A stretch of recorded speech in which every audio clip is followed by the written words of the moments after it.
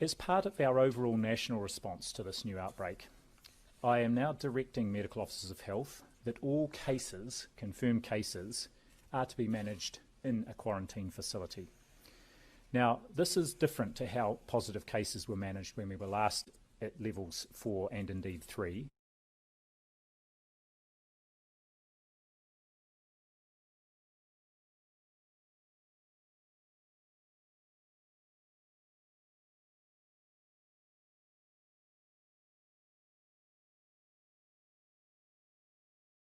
That I wanted to, I've got a number of questions about people refuse, what do we do if someone refuses to be tested? Well, they can't now.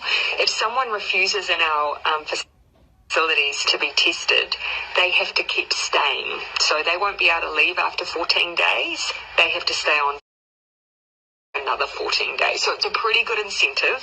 You either get your tests done and make sure you're cleared, or we will keep you in a facility longer. So I think most people will look at that and say, I'll take the test.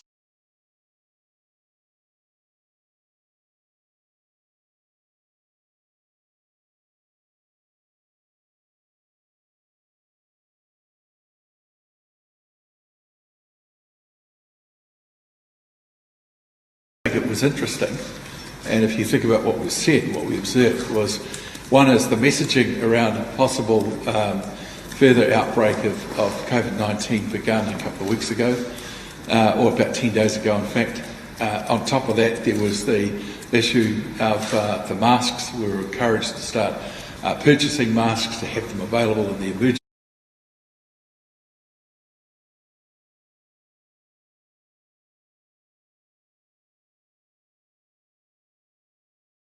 Some amazing news. I'll wait for you guys all to come on board and then I'll get into it. I hope you're all doing really well.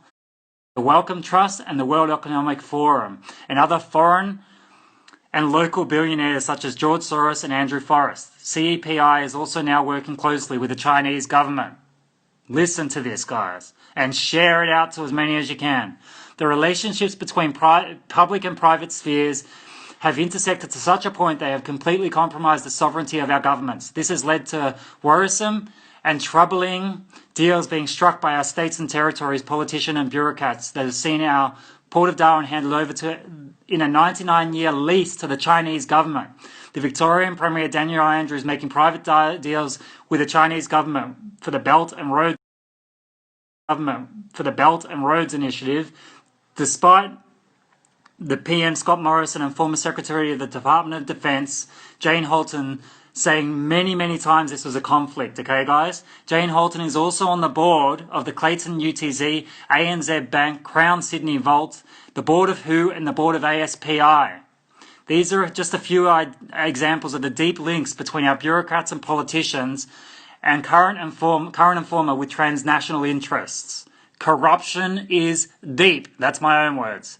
Going to keep on going. As Australians, we are now being asked to trust these decision makers when they have openly admitted to their compromised sovereignty.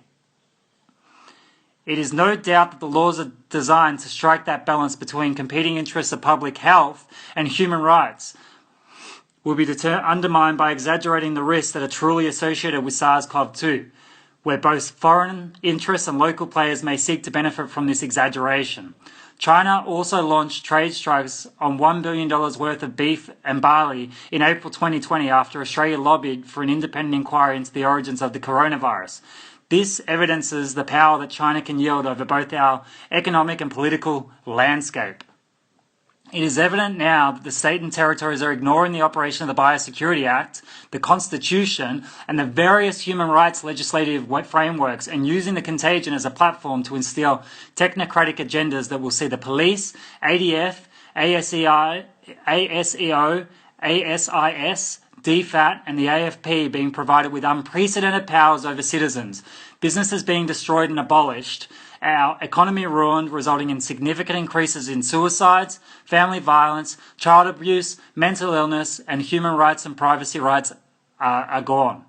WHO wants the world to believe wants the world to believe that asymptomatic people are infectious, and yet the WHO has admitted that such a risk only constitutes between 0% to 2.2% of the people. Okay, guys? Keep listening.